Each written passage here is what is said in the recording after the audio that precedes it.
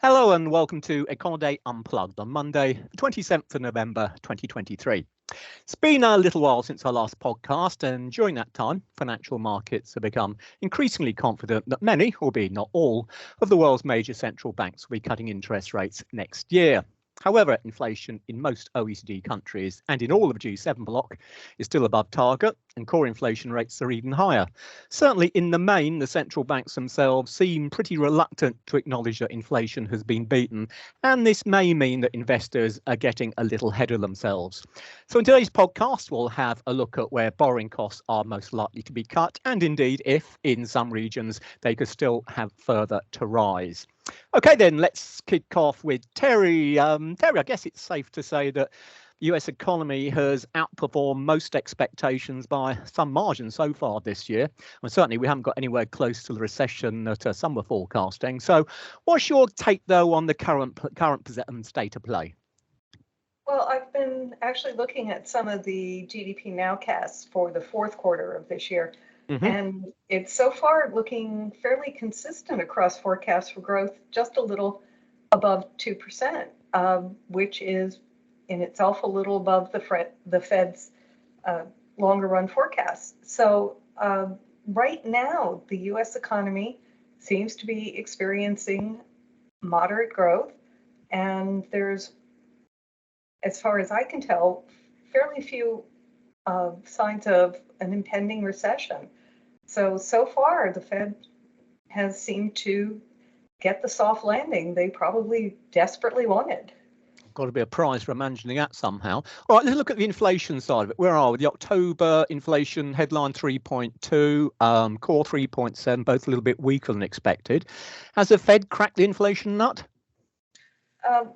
They probably don't think so. If you look at what's going on with shelter costs, which are about a third of our CPI basket, and the non-housing services, they're still experiencing inflation that's higher than the headlines would immediately indicate.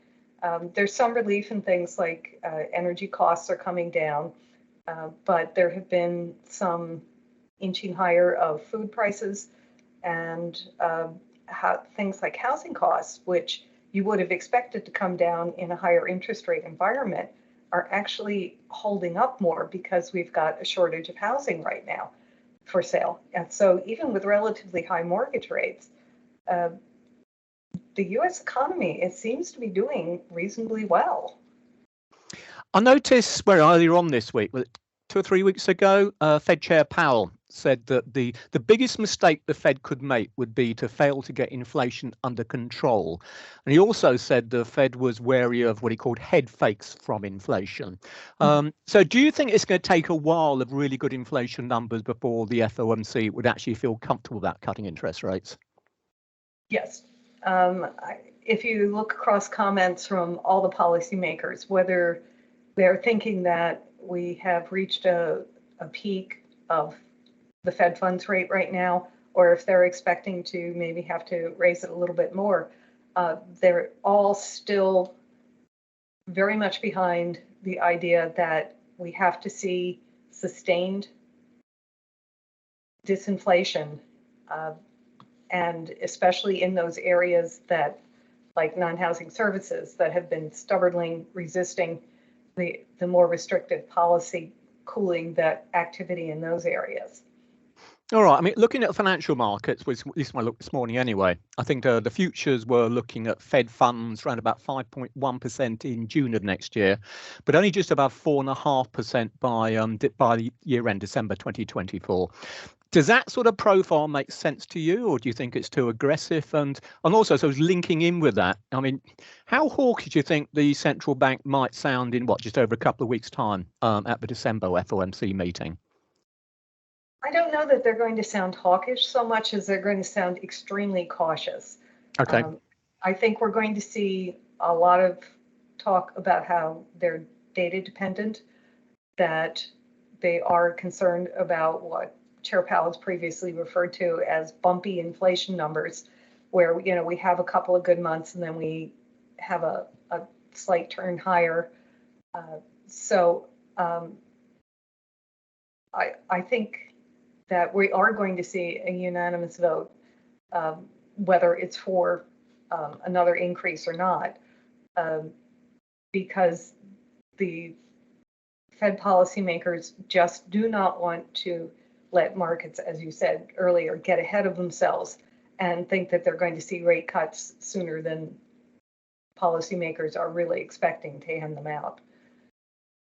Okay, and let me ask you, the last question I particularly want to ask you. Looking at the link between inflation and the labour market, we go back not that many months ago, there was an increasing number of people, not just talking about the US, but perhaps talking about Europe and some other parts of the world as well, kind of suggesting that inflation was so high that there's no way the central banks would be able to get it under control unless we saw the unemployment numbers really start going up quite sharply, or indeed we actually got a recession. But as you look around the world at the moment, inflation in general is coming down faster in some parts of the world than other parts, but nonetheless, the general trend seems to be down.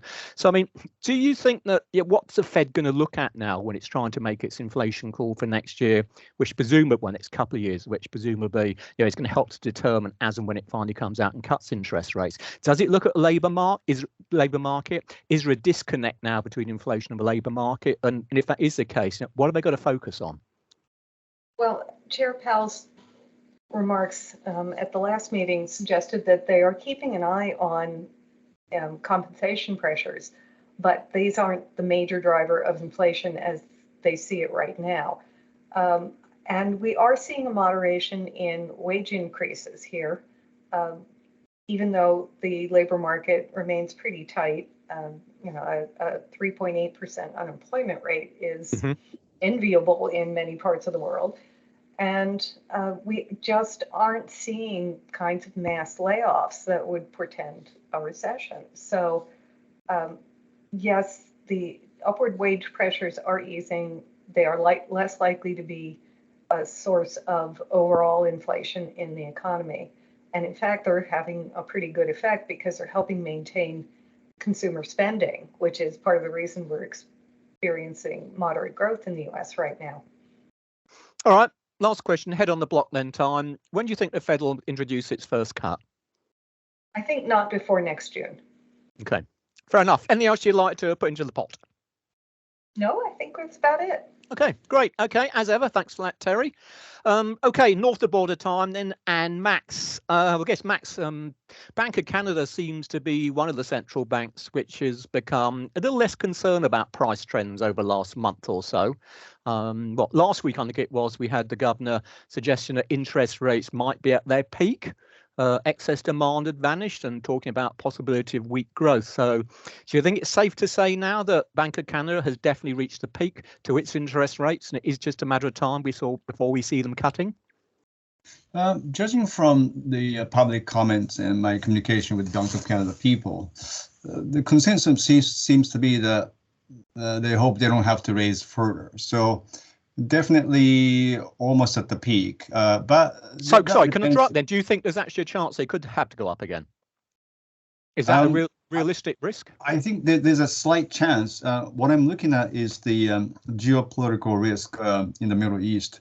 Right now, ships, including Japanese ships, attacked by Yemeni rebels in the Red Sea region. But if the conflict or dispute or any accidents spread to the other side, I'm talking about Strait of Hormuz, the Gulf, main shipment from Iran, Iraq, Saudi Arabia, and the Gulf states, that could really push the oil prices higher up again. So if that happens, the effect will be global. And Canada has, that's beyond Bank of Canada's control. So if something like that happens, then they may have to, but only reluctantly. So I think it's safe to assume that they're at the peak. Okay, this week we'll get the November employment report. We'll also get the third quarter GDP update. And I guess they're expected to provide further signs that the real economy is slowing and perhaps, say slowing, certainly there is this lost momentum and is almost stagnating now. Would that be fair? Yes and no. The trend is definitely slowing, but The difference between now and maybe years ago is the housing market, and is not a good indicator anymore, because there's a huge affordability problem and the supply constraint in Canada, aggravated by the influx of immigrants, which will help ease the labor market by supplying workers, but at the same time, new immigrants have to buy or rent. So Canada may not be the first to cut rates among major central banks if that upward pressure keeps coming. What do you think it would take for the Bank of Canada to cut interest rates, let's say, by the second quarter of next year? Yeah, that might be a good timing. I think when they feel comfortable about core inflation trends, and right now the governor is saying they're not really comfortable because they've been running for the last number of months at 3.5 to 4%, which is obviously above target, 2% target. So if that shows a good sign of easing, and at the same time, if they think it's safe to change the tone in the communication to the markets and the public without encouraging people to rush back and spend. So not just the Bank of Canada, I think central bank people really being careful about how to communicate their intentions right now. Okay, fair enough. I noticed also just looking at the October inflation report, there was a pickup in the services rate. I've written down here, up to 4.6% from 3.9% in September. Now, I know looking certainly across Europe anyway, the major concern for the ECB and indeed the Bank of England as well has been developments in terms of the service sector and pressures on inflation still being very much alive there. Is that still the case in Canada as well, do you think, or was the increase in October perhaps due to one-off factors? The problem with the service costs in Canada is they're not fully reflecting wage hikes, and it's really led by shelter. So that's also because the mortgage rates are high. So they're in a kind of difficult situation because of their rate hikes. Mortgage rates are high, and that sort of feeds into the CPI, but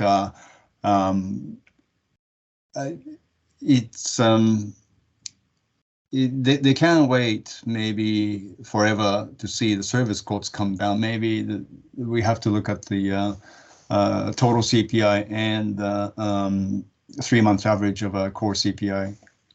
Okay, fair enough. Anything else on Canada? We are fine right now. Oh, good. That's what we like to hear. Right, let's move across to Asia then, where economic conditions are rather more mixed. Start with Japan. What do we got? Well, it's a negative short-term interest rate target still intact. The Bank of Japan is clearly in a different boat to most other of the major central banks, and it's more a case, I suppose, of when official rates might be hiked rather than when they'll be cut again. So in terms of that, what's the latest data saying about the most likely timing? And when they do move short-term interest rates, how much do you think they'll go by? Okay, big question, I know, but you're good at this. I mean, a two-part question. I'm going to focus on the first one first. Yep. So not just the Bank of Japan people, economists too. Basically, end of the year is too early to see whether majority of the company is going to raise wages just like they did this year, this fiscal year. So the first sign of major companies' negotiations with their major labor unions, that could come January, February. But then we have to see the final results of the negotiations that will be in March next year. Right. And then as the new fiscal year starts in April, we still don't know whether smaller companies, they basically, the majority of the employers, 70% of Japanese people work for small companies. So that may not come until later. So that means, does the Bank of Japan really want to risk being premature in raising rates? I don't think so. So And also, it really depends on the communication in the monthly economic report from the government.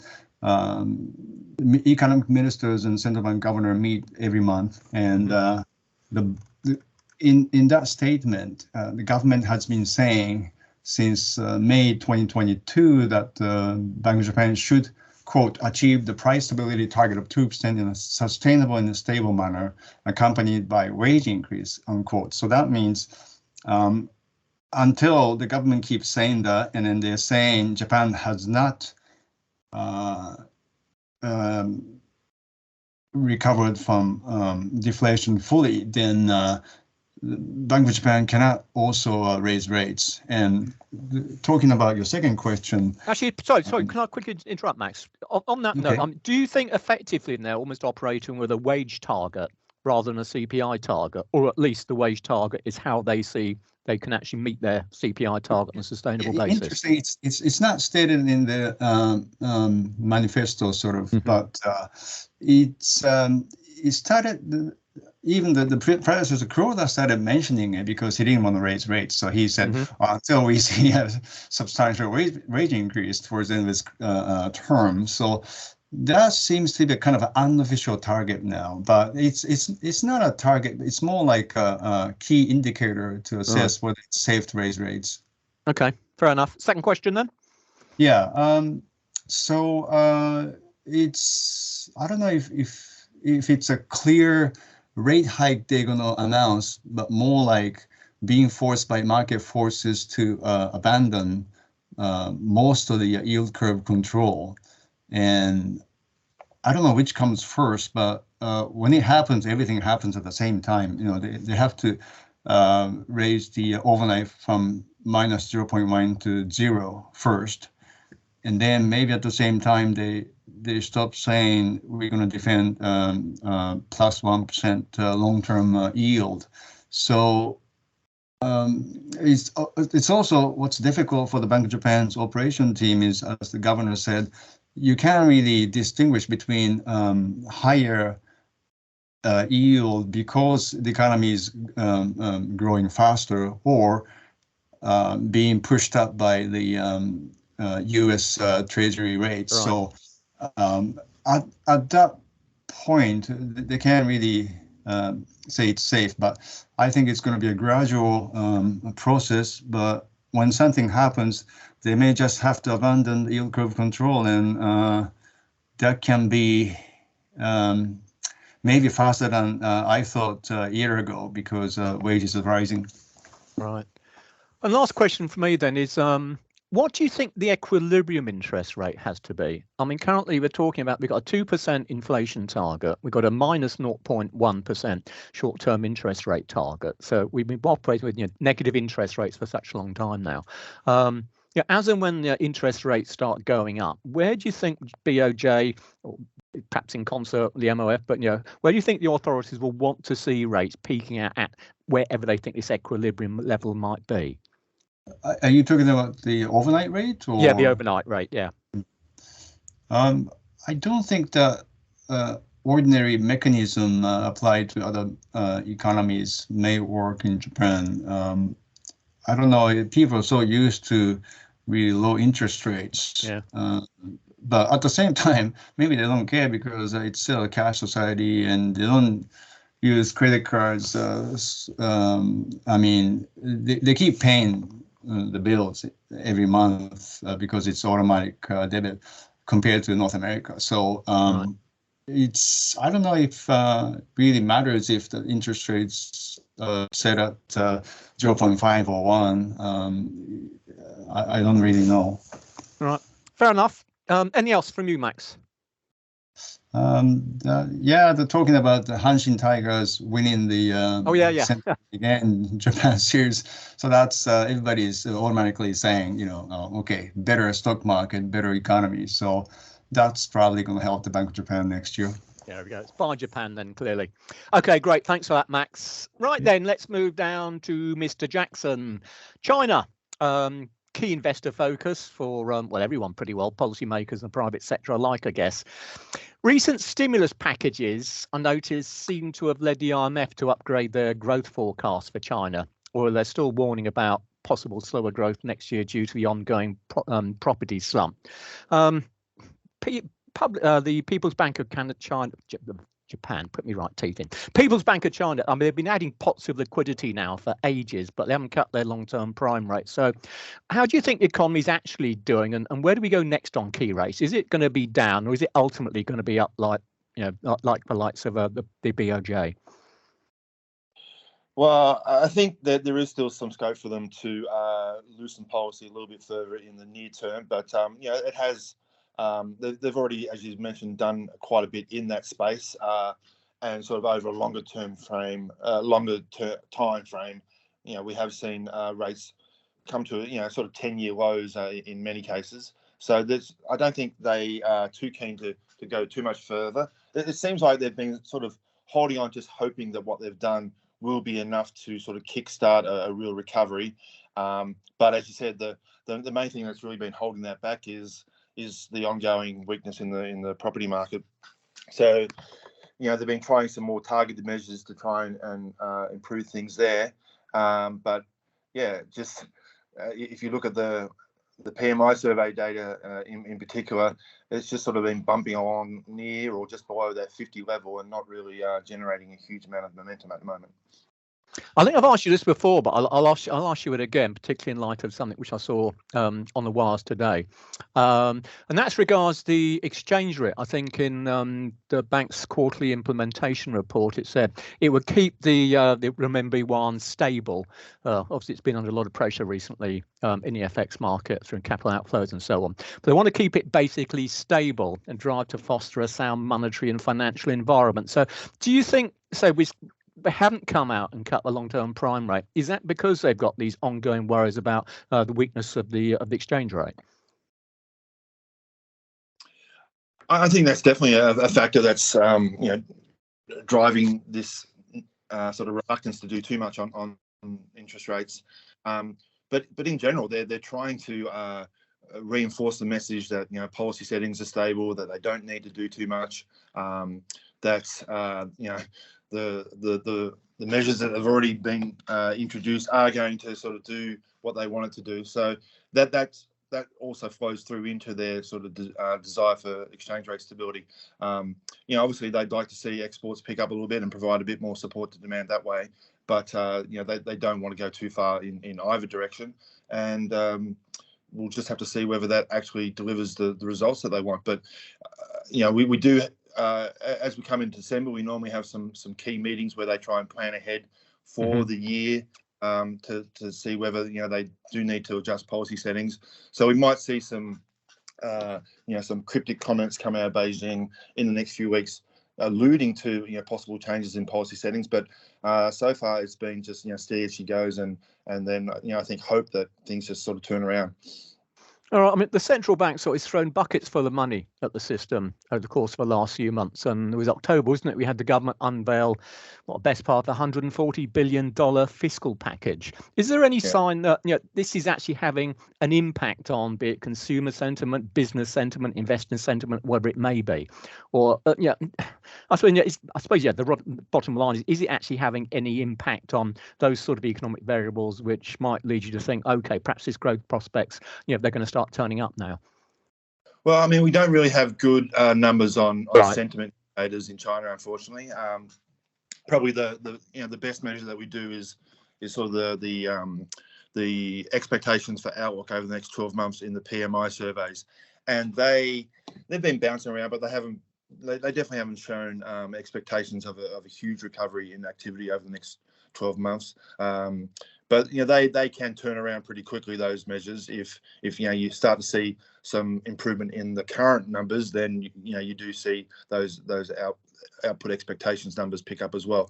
But as I said, the PMI surveys, not really showing a sustained recovery at the moment, just bouncing around that 50 level. The key activity numbers, some of the year-over-year numbers have been influenced by base effects, relating to what went on 12 months ago, and so that needs to be interpreted with a bit of caution as well. Whereas the month-over-month numbers, again, aren't showing a huge surge in momentum. So it's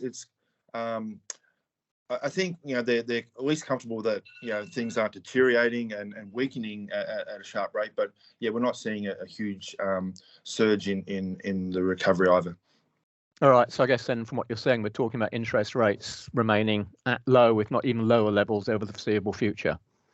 I think so. Yeah, I think they don't want to go too much.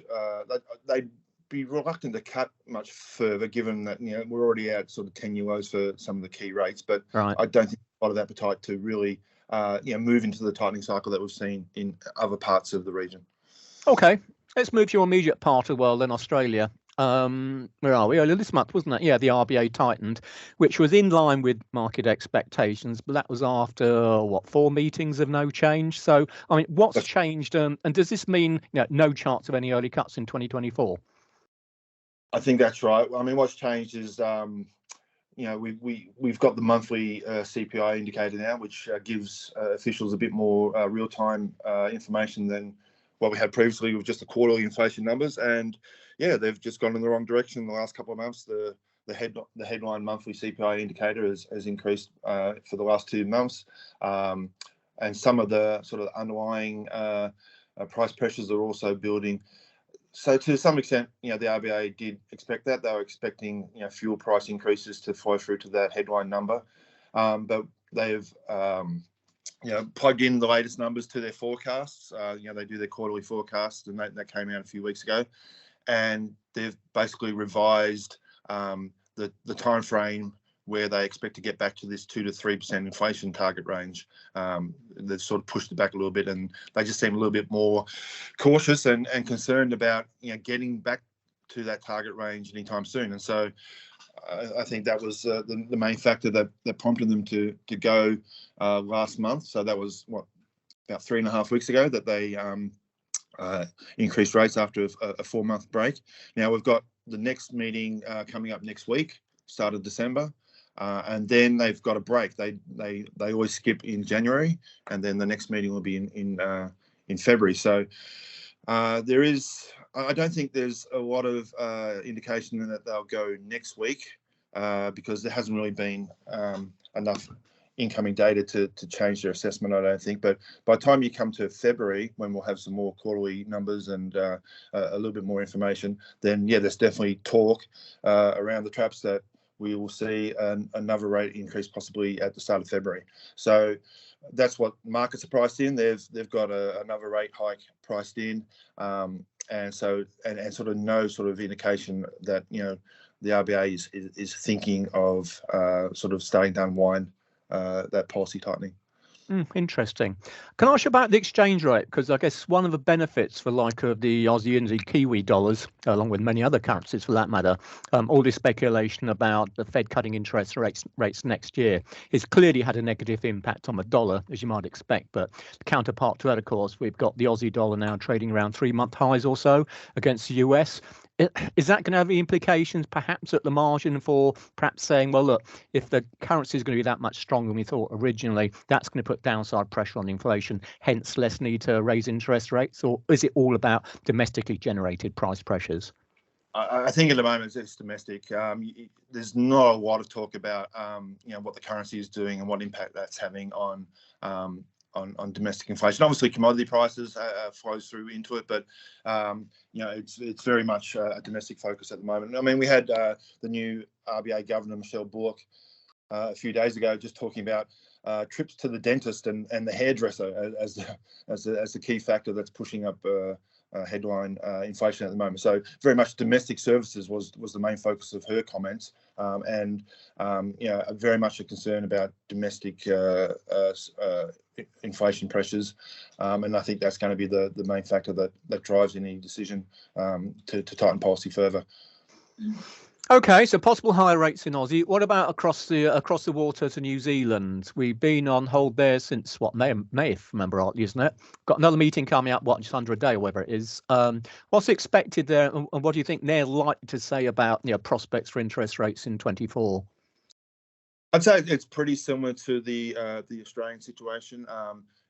Like the RBA, the RBNZ has been on, had that sort of period of just pausing rates for several months. So they've got the meeting later in the week where I think they'll probably do that again. But the tone of their recent comments has very much been, pointing to upside risks. If you look at their last statement, they say that the risk is that activity inflation will not slow as much as needed to get inflation back down to where they want it to be. So, they're in a similar position to the RBA, not happy with the pace at which inflation is returning to target, and just serving notice that policy is going to remain restrictive, and they're not ruling out the chances of another rate hike. Probably they would prefer not have to do that if they could get away with it, but that is definitely still on the table. Okay. I'm going to quickly ask you about, understand that there's sort of these partial monthly CPIs the stats people are putting together now. Are they getting much attention out there, or are they too new? You're talking about Australia or New Zealand there? No, sorry, New Zealand, because I understand they're putting together things like fuel airfares, alcohol, tobacco, and this sort of thing. And they've got a best part of, was it 50%, I think, now of the CPI on the monthly numbers. And I wonder if the markets have actually adjusted to looking at them yet, or whether they're simply too new.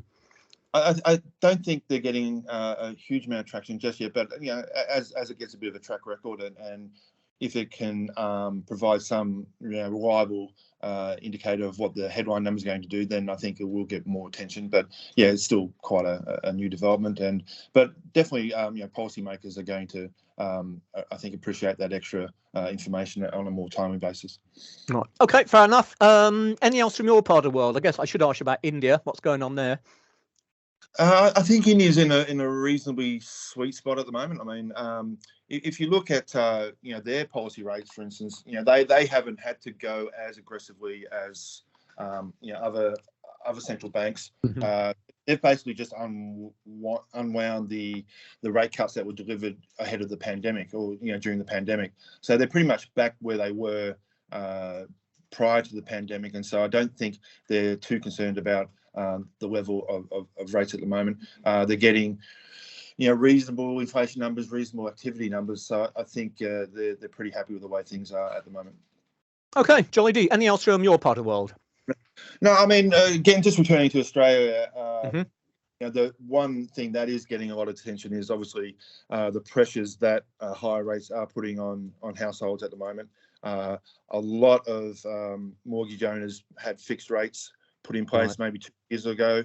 Now they're expiring, and they're having to go on to significantly higher rates, and that's causing a lot of concern, a lot of headlines here in Australia. And I think that's going to be the other main challenge that the RBA is going to have to negotiate dealing with that issue. Yeah, housing markets and stuff like that going to be key, I think, in 2024. Okay, great. Many thanks for that, Bron. Right, I'll round off then with the bits and pieces in Europe. Well, I guess to varying degrees, really, you've had the likes of the European Central Bank, Bank of England, and the Swiss National Bank. They all seem to be, let's say, less impressed by this market speculation about interest rate cuts in 2024. And really, it's safe to assume that come their next meetings for all three central banks, that's going to be on the 14th of December, they're very much going to reinforce that view. Still, if nothing else, the latest data suggests that we've probably seen the top two official interest rates now, which of course means that all the market talk is going to be about when the first cuts will be delivered. For the Eurozone, well, recently the numbers haven't been too bad versus expectations, but if you look at economic activity on average, really it's been undershooting market consensus data, and calls, I should say, pretty well since mid-August time. And crucially within this, the inflation figures have fallen faster than expected. Indeed, headline was down to just 2.9% in October, and a narrow core rate at 3.9%. So both those figures still above target, clearly, but much closer to the target level of 2% than they were just a few months ago. It's worth noting, I think this is true perhaps from a number of central banks. The ECB, they're keen to stress that they have their own indicator of domestic inflation, which, as it sort of sounds, excludes items with a high import content. And that's been decelerating much more slowly. It simply reflects the fact that inflation is becoming increasingly driven by more domestic rather than in external sources. And to this end, well, the likes of the contribution of profits, which was a key factor pushing up the headline rate earlier on this year, that's now weakening. Wage pressures do still remain strong. And that's something which the hawks on the ECB Governing Council will very much be concentrating upon. In terms of the real economy, well, it's soft, sluggish at best, I suppose you've got to say. Contracted mildly in the third quarter. Looks as if we could see another contraction in the fourth quarter as well, which technically, of course, means recession. Only mild, but nonetheless, growth for the Eurozone this year has been pretty well disappointing. It looks like from most of the leading indicators, it's going to remain that way at the start of 2024. But I think for certainly a lot of the hawks on the ECB anyway, the labour market does really still remain very tight. We've got an unemployment rate there of 6.5%, which, although that may be a bit high compared to some other industrialised countries, that's just a tick above the all-time record low we saw in July. And that's why the ECB in the main is still concerned about what the wage agreements are going to be as we go into the beginning of next year, when, just like Japan and Max was talking, that's when most of them are going to be sorted out. And if we don't see some softer figures out of that, then chances are we're not going to see interest rates going up again, I don't think, but the first cut could come through a lot later than currently anticipated.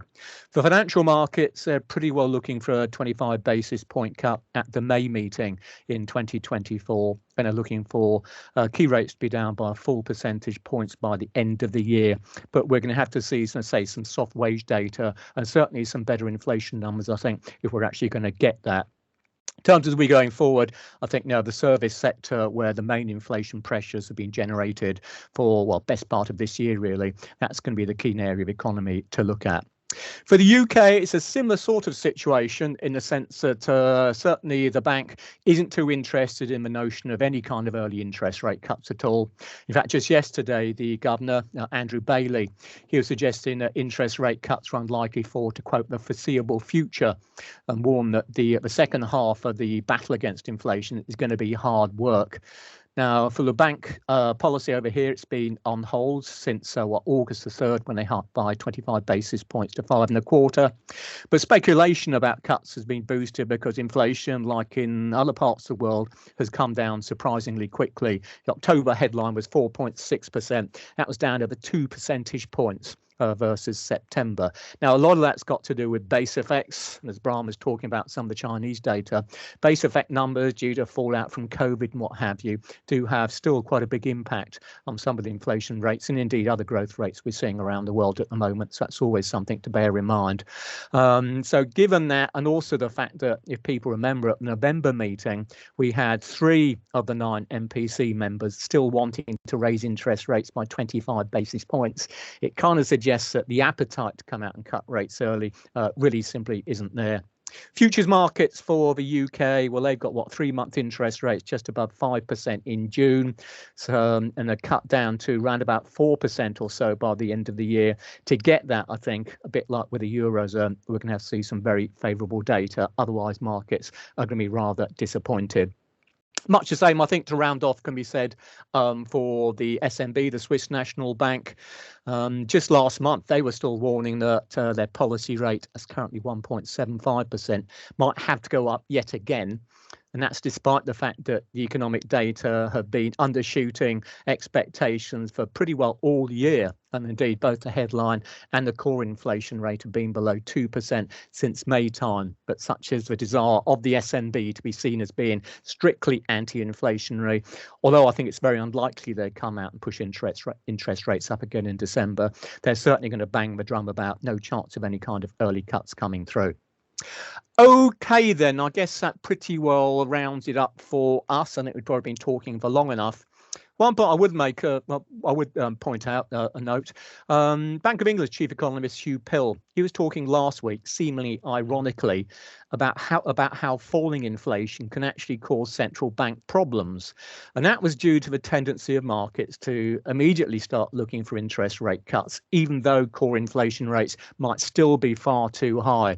So it's worth bearing that in mind as we move into 2024, because I guess these underlying inflation measures, core inflation measures, call them what you will, they're going to be particularly important for determining what happens to monetary policy right around the world. So the base effects on the headline numbers continue to be, very much a distortive factor when it comes to how they're moving. Okay, then, that is it then. So on that note, that's it for this podcast. So on behalf of Terry, Max, Brian and me, thank you as always for listening, and we'll be back soon. In the meantime, remember to watch Econoday's global economic calendar to keep up to date with all the central bank news, as well as the key economic indicators and events. With that said, bye for now.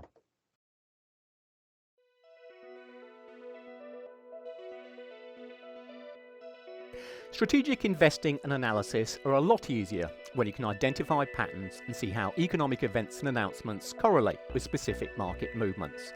The Econoday Investors Journal provides a convenient and easy way to follow important economic events every day, every month throughout the year. View the most important market-moving events for the upcoming year in a glance. The Econoday Investors Journal is your essential desktop resource for economic events and indicators, FOMC meetings and announcements, US banking holidays, equity settlement dates, and more. The Econoday Investors Journal is much more than a financial calendar.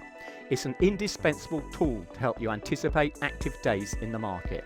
Learn the intricacies and interactions of the market, record daily market activity, and explore helpful insights from experienced market analysts.